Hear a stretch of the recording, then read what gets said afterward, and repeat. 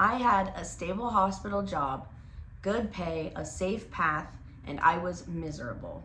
Hi, my name is Antonia, and I quit my stable job at 23 to go into business, and I didn't even have a business yet.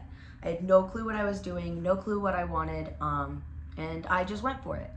So, the reason I quit and what I did next and why, and explaining my path is exactly what I'm going to talk to you about in this video today.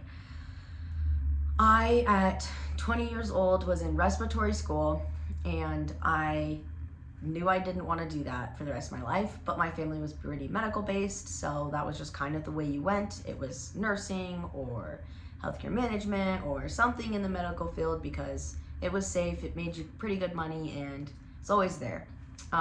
So when I had my mom ask me what I wanted to do someday, what I, wanted to go into in life, I honestly was the high schooler that didn't know. I wanted to take a year off. I remember I always knew since I was a little kid I wanted to run my own business. I don't know why. I just always said that's what I was going to do. Did I ever pursue anything aggressively enough to know in what? Nope. I just let life happen. I did what I was told. I went through the motions. I got all the good grades. I was pretty good at school, even though I didn't have to apply myself. I just could pass through, and I was very under the radar. I was trying to plan college, and I was that kid that it was like, I just couldn't commit or dive into anything that 100% all the time. I remember being like, I want to take a year off, or I just want to go to business school. I don't know yet. And that was not a very well accepted response to my family, obviously, to people who care about me. So they tried to help me. Nursing school, I was like, absolutely no. My mom was like, how about respiratory school? It's 2 years long, and you're not much of a school kid. So, you'll be done really fast. You'll come out with a degree that pays as well as a nurse. I mean, maybe a little bit under. And, you can go on and finish a 4-year if you want, but you'll have a really good job, and you'll have no college debt, all the good things. So yeah, I decided to go into respiratory school. With this, I also kind of had the plan to maybe run an oxygen company. That was kind of my, I'll run a business that way. And my dad owned a nursing home, so I'll go supply his nursing home oxygen. The oxygen company didn't really pan out.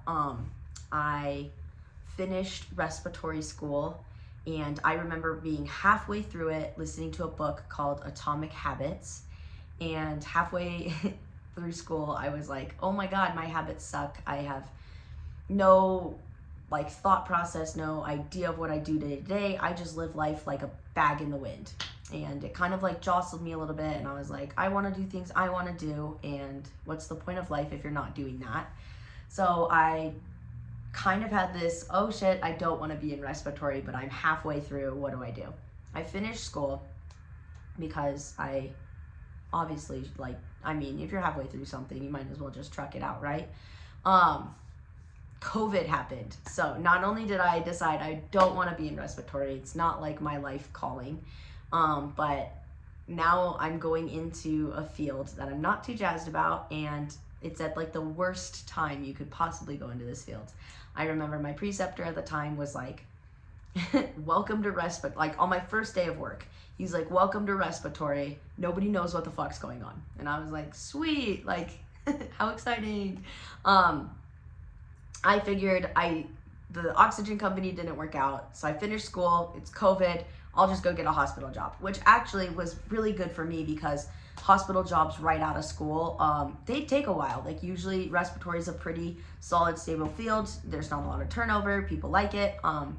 You can actually take a little bit to get a job in that field, and I got one pretty quick, being a new grad, and a pretty good position for being a new grad, and that was very, very lucky, very blessed.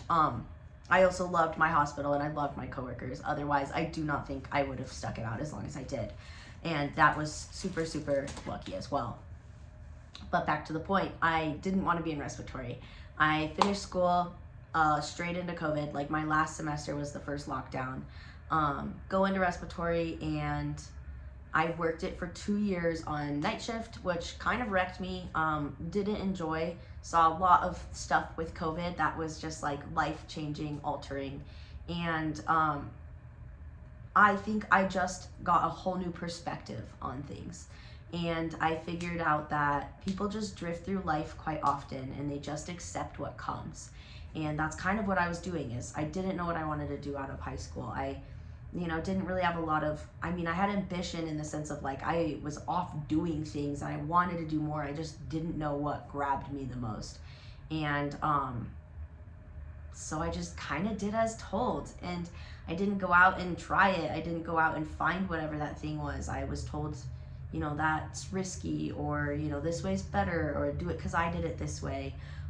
Which actually my mind does not agree with a lot when people tell me that. I love to find out things myself, which can be good or bad. Take that, I have to watch that one. But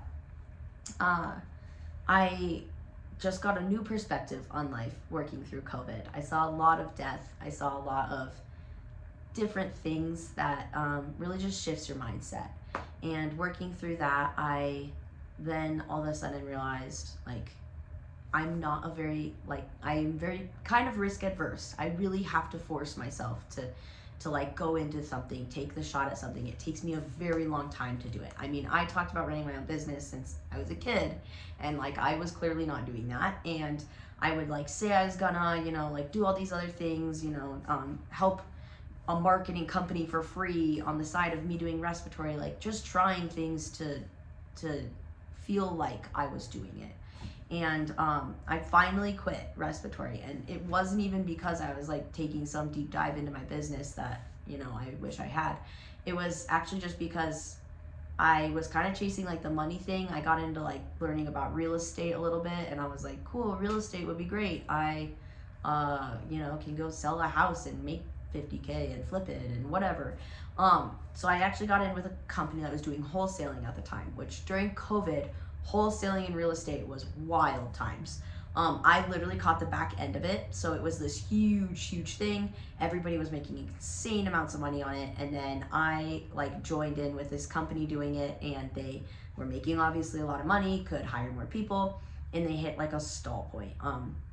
Everything shifted. It was like that 2 year, where everything started to balance out again and things weren't as wild, like people weren't elbowing each other for toilet paper in the store anymore. Things like that. So I worked for this, so I quit. I finally quit respiratory. 2 years of me, just being a mess, and I go into real estate with this company for 2 months. And I'm like, you know what, like I'm gonna learn how to be, this big wholesaler. I'm gonna learn how to, make this large difference on flipping a house that I never really owned and all this. And they laid me off after 2 months. So I quit my stable job, go into this one. I remember being at the office, and I should have known. I was pretty young, and you know what, I took the dive, so I had to be right. I would go to this office and I'd be the only employee there. Like I was the only person there for, a Thursday afternoon. The two bosses were like off golfing while like shit was going, just completely left. And so yeah, I quit my job to go to a very unstable founded company that just did not take me very far, and they laid me off. So I'm at this point where I'm like, okay, like I did the dive, I can't go back. I remember crying to Caleb, my partner, that I was like, do not let me go back to respiratory, because I finally broke that rhythm, that cycle. And I was like, crap, what do I do now? So I actually did door-to-door sales for a solar company just to make money, like for rent, for like a month. And then I was like, you know what, fuck it. I'm doing what I wanted to do originally, which was straight out of high school, go into business school and figure it out. And that's all I wanted to do. Like I knew in my head, I didn't know what it was, but it's like time for me to go find it. And I was like, fuck it, like screw it. I didn't have the balls to do it then. Why not just do it now? So I moved back home. I went to business school for a bachelor's degree in business. Thank God I found a school that took all my medical credits. Otherwise, I would have been starting out as a sophomore in school, but they took a lot of my credits, and you could do like a fast track. So I got a full bachelor's degree in a year. So I took a lot of credits, and yeah, thank God they accepted me. And lived at home while this whole time I managed a coffee shop. And then like leading back to the constant trend of Tania never just jiving in and doing what she wanted to do and listening to what other people said. Through this, I remember in high school, I wanted to work at a gym, and my parents were like, you'll hate that. You have to get up early. You never want to be there. You're not going to do that. Pretty much like slapped it down. Not their fault. They had all the good reasons. Like, and by no means do I blame them for anything. Just, you know, T being like not ambitious enough to go just do it anyway. Worked at part-time at a gym all the way through like that second year of respiratory. I just picked up hours so I could have a free membership. Just kind of liked to lift and do exercise things. I did a bodybuilding competition just for the hell of it. Was just really into fitness on the side as my like brain break. And then through, yeah, so then all over the place. Through COVID, did that, worked at a gym, and it just kind of always was there. It's just something that's always weirdly been there in my life. And so I, decided to move home, go back to business school. During this time, I actually worked at a coffee shop that was 3 minutes from my house, and I managed it so that I could pay for school, and it had like the primest of hours. I mean, if you can get up at 5 and then work until 12 and be done for the day, it is a really ideal. I know that sounds cruddy to most of you, but I love it. And so through that, I actually had a lady offer me, because I had my certification as a personal trainer, just because I was planning to do something with respiratory with it, never really did. I just, one of those things. I like got to do my bodybuilding competition, and they needed help running evening classes and at their gym. So then I just picked that up for extra hours, some more cash, and trying to figure out what I was doing. Slowly that turned into like ladies coming in and wanting personal training in the evenings, but they didn't have an evening trainer. So then I took on 1 or 2 clients, and it actually ended up being pretty fun. Next thing that happens is I'm, working the coffee shop, and a guy tells me about a personal trainer in the area that like he trains at, and he loved him, and he was like, you should go just talk to him, just like to have another, friend in the field. And I paid for a private training session with him.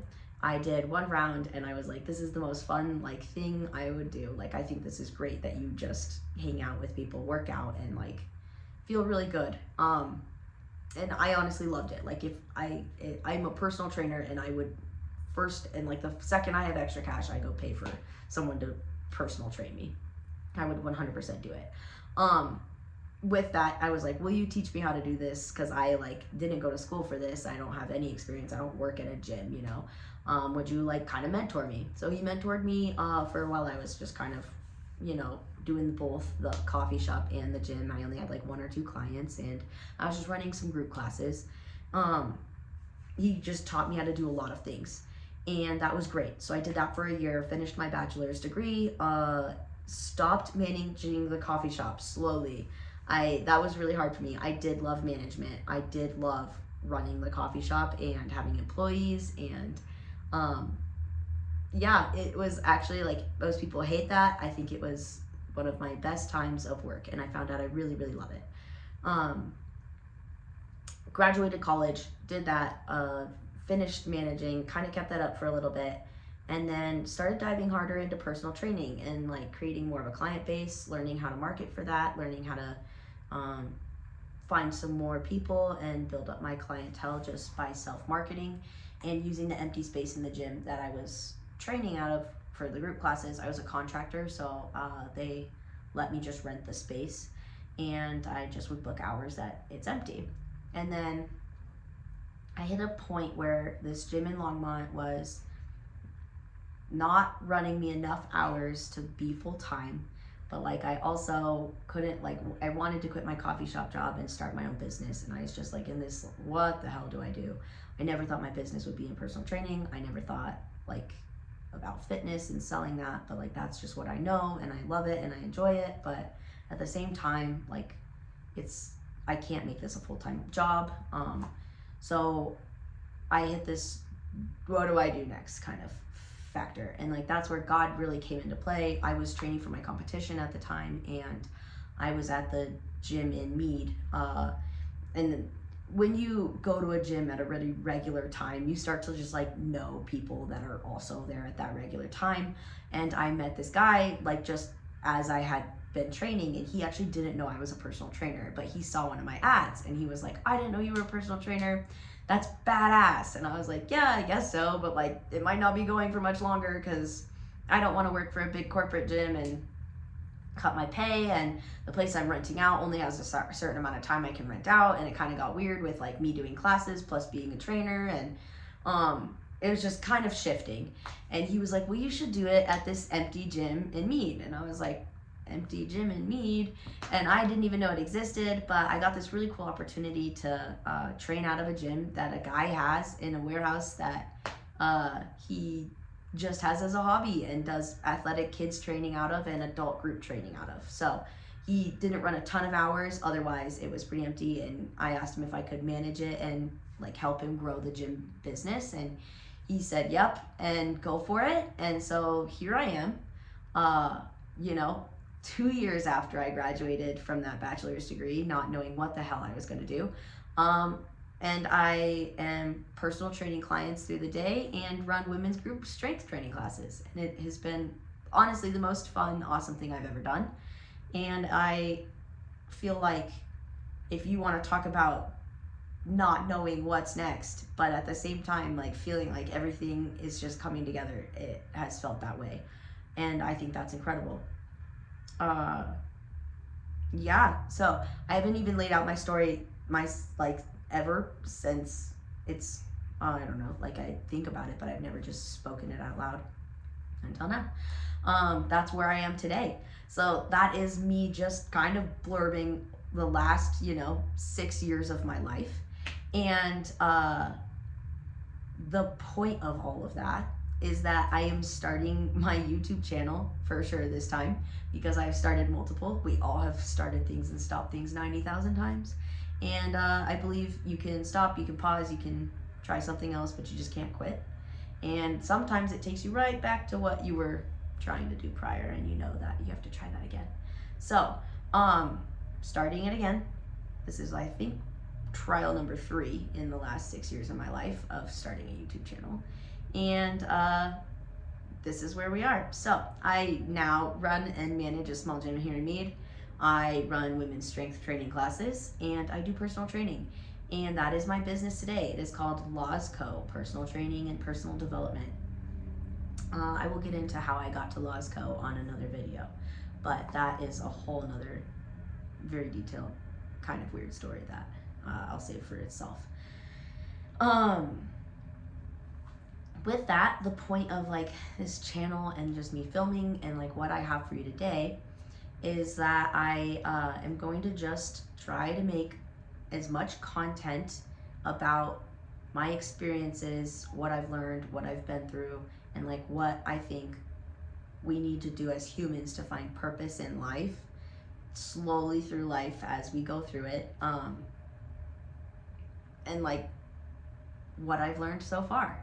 It's just that. It's what I've learned and what hopefully you can learn from what I've learned. Hopefully I can give you some information from me just doing stupid shit that like you don't have to do as much stupid shit, and how I feel about that, and how I honestly feel like I've never been closer to my purpose and my meaning and my value in life by literally being lost as fuck.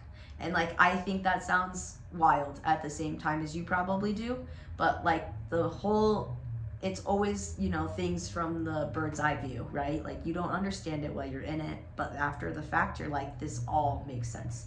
I'm just blurbing out my 6-year story right there. I 100% am like, yep, this all makes sense, and it all had a path and a meaning, and it got me to where I am today, which is actually a very happy great place to be. And yeah, so I'm just gonna pretty much document everything I've thought of, had up until then, experienced, notes I have. It's gonna be on business, on life, on things I saw in respiratory that got me here, and what I'm gonna learn moving forward, because honestly, I still don't really know the plan. I have what is in my head as the plan. I have my goals, my aspirations, my dreams, what I know my value and my purpose is, I guess, for all of this. But when it comes down to it, do I know how the path is gonna look on how to get there? No. But I had someone say something to me very wise the other day, and it was, I'm climbing a mountain, and what they often tell people when they're climbing a mountain is to not look at the top, is to look at your feet, because your feet are moving forward and you're going up, and that's all that matters. Because no matter what, if you're moving forward and you're going up, you're going to get to the top of the mountain, right? But if you look at the top of the mountain, you're only going to think about how far away you are and how the hell you're going to get there, and then all of a sudden you're going to freak out and stop. So my big thing is honestly just move forward, just keep going. And like, I've had to train my mind in so many ways, because it is just so anti-T. Like, I am very like, if we could sit back and do nothing, I would. And it's something conflicting in me, because I'm also somebody that's like, we should be getting more done. And like, I have to constantly battle that in my head all the time. I love the easy route. I love to be chill. I love to be lazy. But I also know that is when I'm the unhappiest and I feel the most lost. And I think I noticed that the most when I was going through school that I didn't want to go through. I was wondering how I got to where I got in life. And I was looking back at like all my high school experiences thinking, did I really want to do any of the shit I did? Or was I just doing it because that was what I was told to do, was right, wouldn't give me any resistance, which I love avoiding resistance. So I just went with it because there was no pushback. There was no, like, if I just did as told and like what seemed like the smartest route to other people, I didn't have to deal with the conflict of telling them no. I didn't have to deal with the conflict of disappointing them. I didn't have to deal with any of that. So it was just easier to do it than it was to have the feedback. And I will say that out of all the years, as hard it is for me and how slow I am to learn this, the feedback, the conflict is where the goods are. Like, it's where everything is at and you feel the happiest with. And even though it takes so much freaking time sometimes, it is totally worth it. And yeah, so that is what this channel is for. It's going to be me just talking to all the things that I've thought of up until this point. I'm not trying to teach anybody anything. I'm not saying I have some big successful business, come learn how to run one. Hopefully by the end of all these videos, you know, in years to come, I can say that and start teaching it more. But as of right now, I'm just going with the, hey, watch me do a bunch of stupid shit, and hopefully it all works out. And hopefully you can avoid some stupid shit by watching me not, or do it instead. And that's the goal. So with this, yeah, that I'm learning how to even just talk on YouTube right now. But with all of this, I will be doing just business stuff, personal development stuff, behavioral things I learned. I love to talk about just behavioral things and how your mind works and your psychology is. I've been through a ton on working my mind from being very careless to something that is very structured and planned, but also enjoys life. And I think that's the goal, is this YouTube channel. My whole premise behind my Losco company is stopping the drift. I think we just drift through life, and I think that drifts us further and further away from any purpose, any meaning that we like should be searching for. And I'm not saying my meaning and purpose is going to be what yours is. Like, you could be completely content and happy, and by all means, come tell me how you got there. That's the point, right? It's like, you nailed it. You're not drifting. Not having 100% days every single day of your life, because nobody ever will, but you are content and happy with every single choice. Or even if you're not content and happy with every single choice, you know exactly why and how to fix it. And you're in the works to make it better. That's the point. So I think that we avoid bad things or conflict or things we want to do in the efforts to please others, and in a weird way that's super unfulfilling. It's almost like a contradicting effect, because you think that pleasing others is like the goal, right? Like, and it is. At the end of the day, like, I just want people to be happy. That's like my ultimate goal. But like, just me telling them what I'm gonna do or doing what they want to do, it doesn't actually make you happy, and it's actually not gonna make them happy, because then you're unhappy. So it's this big thing that I think we need to work out, is we have to be selfish in the sense of helping others. So I selfishly am trying to do everything I want to do, because I know what I want to do is provide as much value to others in the world as possible. And so if it takes me just acting like an idiot and doing whatever I want to do and building a business and, you know, being happy and making solid choices because I want those choices, because I know those choices are going to inspire other people to do it, or those choices are for other people. Like I chose, you know, health and fitness and lifting because I want to see people be healthy and enjoy life and be better. And I think that's great. So it's actually something that makes me super happy to do. And I love it, because I don't see a better way to live your life than to help others be healthy. But at the end of the day, it took me quitting my stable job, not knowing what I'm doing, going into the gym, you know, all these random things that were for me. They were for me. I wanted the bachelor's degree for myself. I didn't need it. I wanted to do whatever the hell I wanted and not have a boss. That's super unstable, but I wanted it. All those things, all the people in my life, they have greatly warned me against doing. But I wanted it for me, because I feel that that's the best way I can then contribute to others.